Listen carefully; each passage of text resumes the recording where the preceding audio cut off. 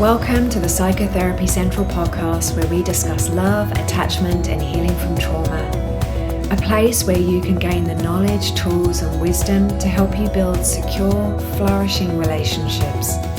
I'm your host, clinical psychotherapist and couples therapist, Jennifer Nurick.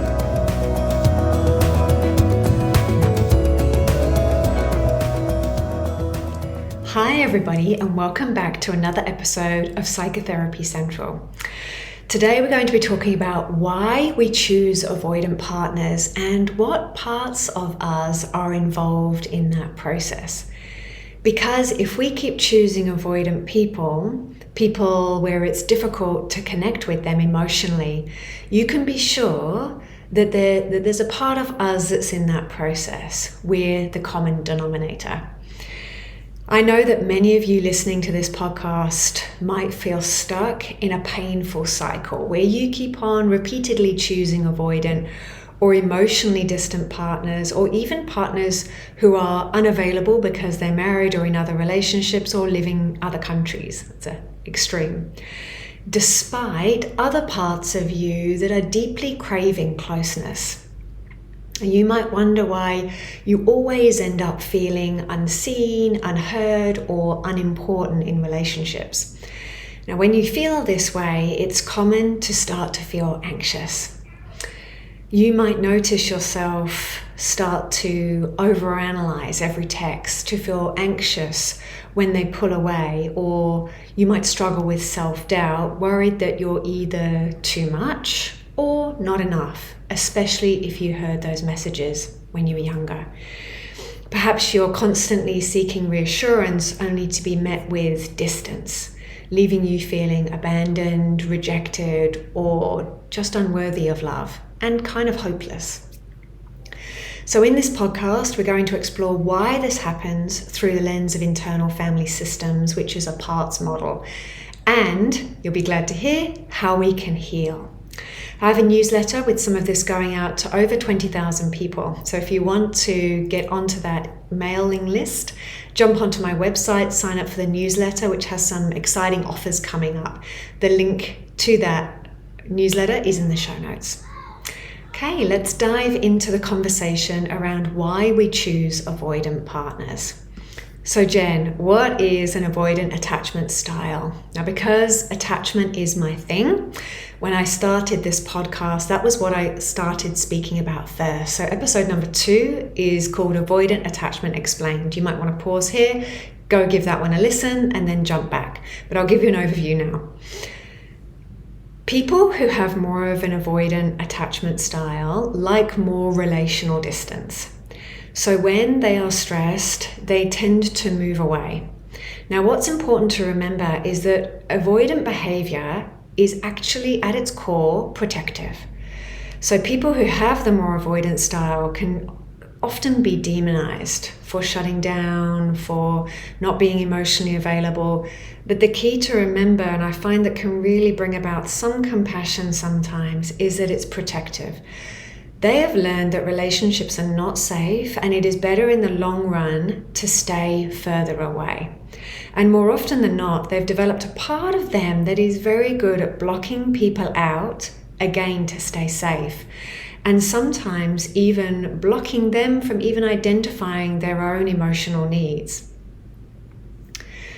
So let's look at this issue through an internal family system or a parts lens. Now, the premise of all parts work is rather than us being an integrated, unified whole with only one opinion and one idea about things, that we're made up of lots of different parts that often want very different things. For example, part of me that wants to just eat a tub of ice cream for dinner, and another part of me that would love to have some salad and some protein for dinner. And these parts are wanting very different things for very different reasons. And when we have a lot of parts inside of us that want opposing things, one part wants to live in one country, one wants to live in another. One part of me wants to have a child, another part of me doesn't. it creates quite a lot of internal conflict. So when we're doing parts work, what we're essentially doing is we're really giving those parts space, giving them some airtime, helping them form a different relationship with each other. And we're growing what's called the self energy. Some of you might think of it as like a compassionate, connected, a higher self style energy to be with those parts. And then what happens is the whole system starts to calm down. I've gone a little bit deep there. I'll backtrack. I know some of you are going to want to go deeper with that. For those of you who do, you're like, what is she talking about? I'm so curious. I totally resonate with having different parts. Episode 5 to 12 is all about internal family systems. You're going to love it. Give it a listen. So you're here because you find that you're repeatedly drawn to emotionally unavailable people. And I really empathize. Me too. Yep, me too. So it's time to get curious about which part of you is making this choice and why. Now, the first reason can be for familiarity. That is, a part of you is used to the relational distance. Although it's painful, it feels normal and even safe because you've always known it and it is familiar. Now, this part may also believe that it deserves distant or inconsistent love. So if you're in a relationship where you're being valued and loved, this part of you doesn't like that person suddenly, or loses respect for them, or even thinks that something is wrong with them if they like you so much. That's a big one that I hear quite a lot. The next explanation can be that your own avoidant part is choosing your partner. Now here's a truth bomb. Get ready. Most anxiously attached people also have an avoidant part. And I know this because I've worked with this part in myself as an anxiously attached person and lots of my clients. Under the anxiety, there is a deep feeling of unworthiness. Research also backs this up, that will pull us into separation. Now, this part may subconsciously prefer emotionally unavailable partners to avoid its own deep fears of intimacy or engulfment. Now, when you start doing the deep healing work with anxious attachment, working with this part, I think, is non-negotiable if you're doing a thorough job. Now, in my own healing work, I discovered that I had a big avoidant part, a part that would get anxious in the relationship and then pull right away. This avoidant part would take over and pull me right back. And it would start to think things like, I'm fine alone, I don't need anyone. And that was that part of me that was trying to protect me from the pain of the rejection, which as a child I'd felt before. So it was a trigger for me. Now, something else that can be going on is unprocessed relationship trauma. So if you've been, you might think, I had really good attachment with my parents. I really don't feel like it comes from there. But in my early 20s, I was in a really abusive relationship that I didn't know was abusive until I was in the middle of it and stuck, right? So if you've been deeply hurt in the past, whether it could be a betrayal or a series of betrayals, it could be a sudden breakup that is a total shock to your whole system. It could be an unhealthy relationship or an abusive one. It could even be an experience like an unexpected pregnancy. But know that it's your system trying to protect you from getting too close again. It's a fear-driven part that chooses partners who can't fully connect, not as deeply as this other part of you wants to go. And so it's preventing you from being hurt again. I can't have that experience of an unexpected, unwanted pregnancy again. I just can't. And so that part can sometimes choose someone who is emotionally unavailable, where there's this big gulf between you. Another reason is unresolved childhood wounds. And I'm not saying trauma here, I'm saying wounds. Because I think too often we think of trauma as that big T trauma. Nothing really traumatic happened to me. So I say wounds because neglect can be a wound.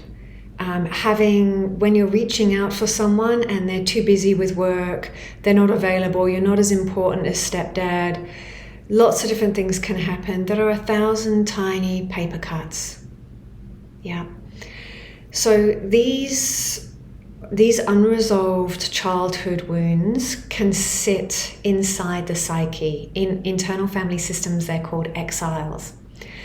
And the work there is to work with those childhood wounds, those moments of pain, and to hold them, to work with them. I'm going to talk about parts works a bit more in a second. So Jen, how do we heal and change these relationship patterns? So with IFS or parts work, you work with your parts. You can powerfully work with the parts that choose unavailable people, that might be deeply afraid of intimacy because they remember the pain of it and they don't want that again. The best way to do this is with a therapist, because some of the healing work is relational. You know, nobody witnessed the pain, the loneliness, the overwhelm. Nobody saw the tears. And so an antidote to too much, too fast, without the support you needed, which is a definition of trauma, is to have the memory held, felt, and integrated in the energy field and the loving kindness, care, and connection of a therapist in a one-on-one way. IFS is absolutely one of the best ways I know how to do this. I'm a certified IFS therapist. I work internationally, online, and you'll be able to find someone in your area if you want to see someone in person. If working with a therapist isn't an option, you're in luck, because I have a mini course where you can learn a form of parts work that's called Meet Your Inner Child. It's a self-paced course, and in that you get to meet your inner child and learn how to parent them and how to maintain connection with them. And part of that is using the download. You get 2 meditation practices with that course. I think it's like a 30-page booklet and a bunch of other stuff with it.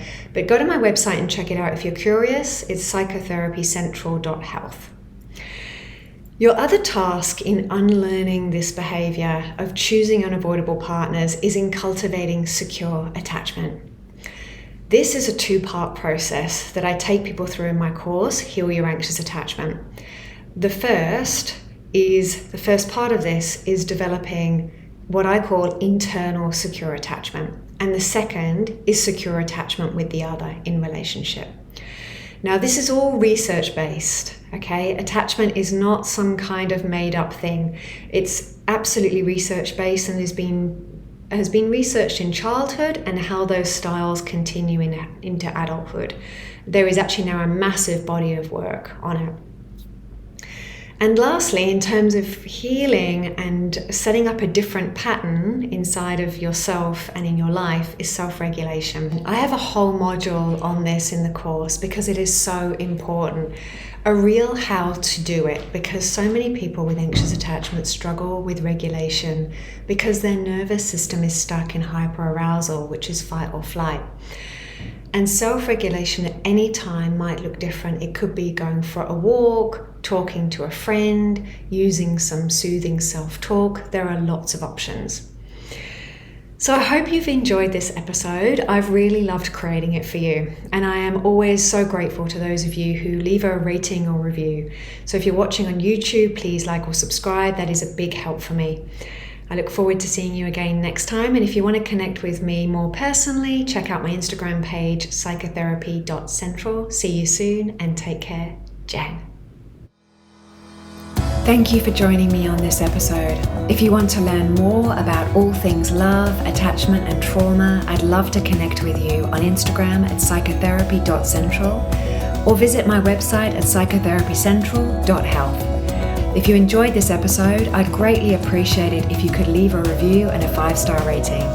Your support means a lot, and I look forward to connecting with you again soon.